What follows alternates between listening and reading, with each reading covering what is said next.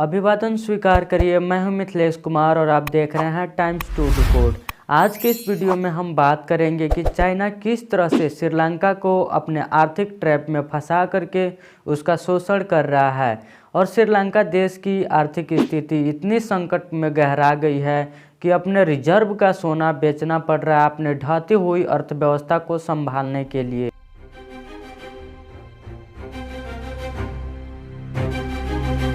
और ये भी जानने की कोशिश करेंगे कि भारत किस तरह से अपने पड़ोसी देशों को, चाहे आर्थिक मोर्चे पर हो, चाहे आपदा मोर्चे पर हो या फिर किसी भी विषम परिस्थिति में हो, हमेशा मदद करते आया है। इतिहास के अपने सबसे खराब आर्थिक संकट से गुजर रहे श्रीलंका की ओर भारत ने एक बार फिर मदद का हाथ बढ़ाया है। श्रीलंका के पास ईंधन खरीदने तक के पैसे नहीं हैं, जिसके कारण उसके यहाँ बिजली तक के संकट पैदा हो गया है और इसका सिर्फ और सिर्फ कारण है चाइना, जिन्होंने आर्थिक मदद के सहायता पर ऋण दिया श्रीलंका को।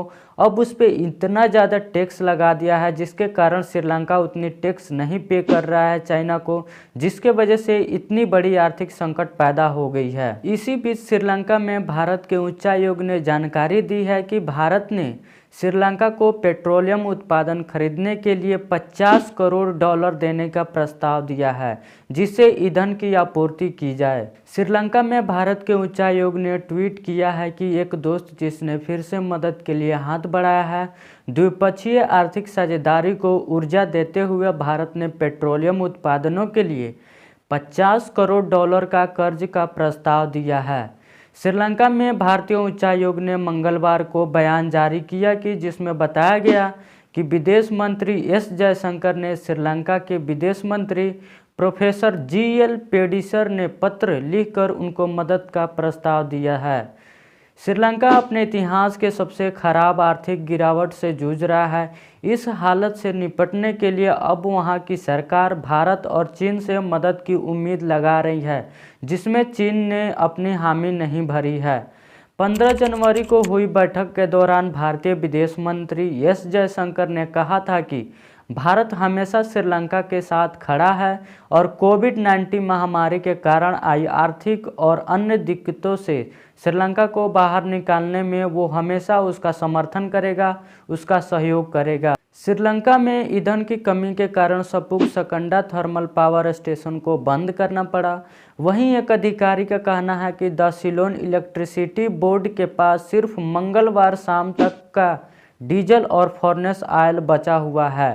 डेली मिरर अखबार के अनुसार देश के ऊर्जा मंत्री उदय गमन पिल्ला ने सोमवार को बयान जारी किया था, जिसमें कहा था कि पूरा देश बुधवार तक अंधेरे में डूब जाएगा अगर ईंधन की आपूर्ति नहीं होती है तो। उन्होंने कहा था कि कल की बिजली पैदा करने के लिए 2000 मीट्रिक टन से अधिक फर्नेस ऑयल और डीजल की ज़रूरत होगी।